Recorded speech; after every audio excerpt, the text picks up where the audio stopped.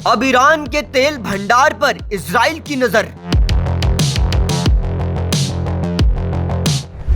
Israel का एक attack और ईरान की इकोनॉमी ध्वस्त।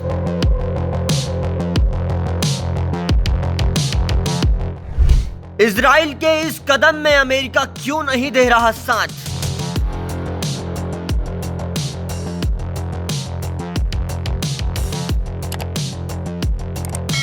ईरान और इजराइल कई सालों से सीधे युद्ध करने से बचते नजर आ रहे थे, लेकिन अब हालात उलट हैं। पिछले दिनों ईरान ने इजराइल पर 100 से अधिक मिसाइलें दाग दी, जिसने दोनों देशों को आमने सामने खड़ा कर दिया है। इजराइल ने हमास के खात्मे के बाद हिजबुल्लाह के खात्मे के लिए दक्षिणी लेबनान में बम गोले बरसाए, फिर यमन के हूती पर हमले किए, लेकिन अब वॉर ईरान इजराइल में है। मिडिल ईस्ट में सभी देशों में तनाव की स्थिति है। दुनिया भर के देशों की बड़ी ईंधन की खपत ईरान और सऊदी अरब से पूरी होती है, इसलिए इस तनाव की वजह से हर वो देश जो मिडिल ईस्ट के देशों से तेल खरीदता है उसे फर्क पड़ रहा है। दुनिया इजराइल का लोहा मानती है। एक छोटा सा देश चारों ओर से दुश्मनों से घिरा होने के बाद भी दुनिया का शक्तिशाली देश है।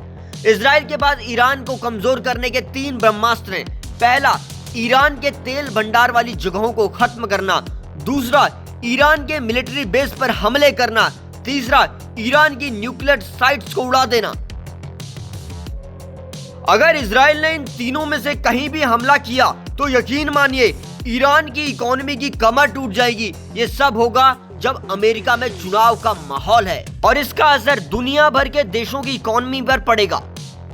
ईरान के सबसे ज्यादा तेल भंडारण पश्चिमी ईरान में है, जो इराक, कुवैत, सऊदी अरेबिया के पास मौजूद है। ईरान 30 लाख बैरल तेल हर दिन निकाल रहा है। ये करीब दुनिया की 3% तेल सप्लाई का हिस्सा है। इसका सबसे बड़ा ग्राहक चीन है। जाहिर है ग्लोबल मार्केट में तेल की कीमतों में आग तो लगेगी ही।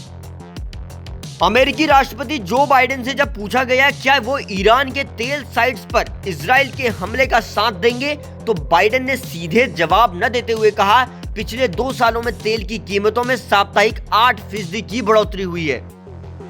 ईरान के न्यूक्लियर अड्डों पर इजराइल की नजर हो सकती है, लेकिन इजराइल अब तक यही कह रहा है कि उसका कोई इरादा नहीं है।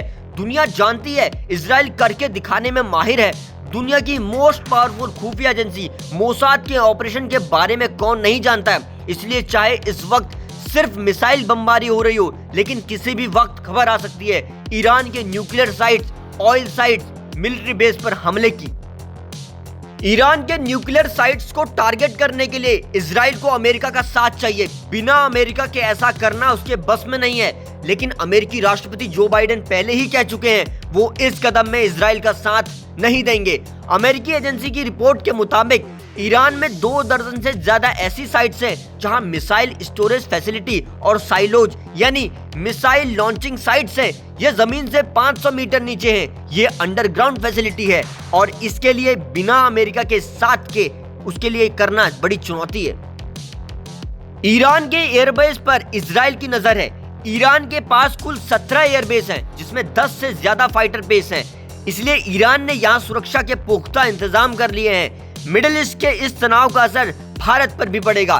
भारत की सोच दुनिया में शांति की है। ऐसे में भारत भी चाहेगा कि युद्ध जल्द से खत्म हो, बातचीत से बीच का रास्ता निकले, क्योंकि इसका असर हमारी अर्थव्यवस्था पर भी पड़ने वाला है।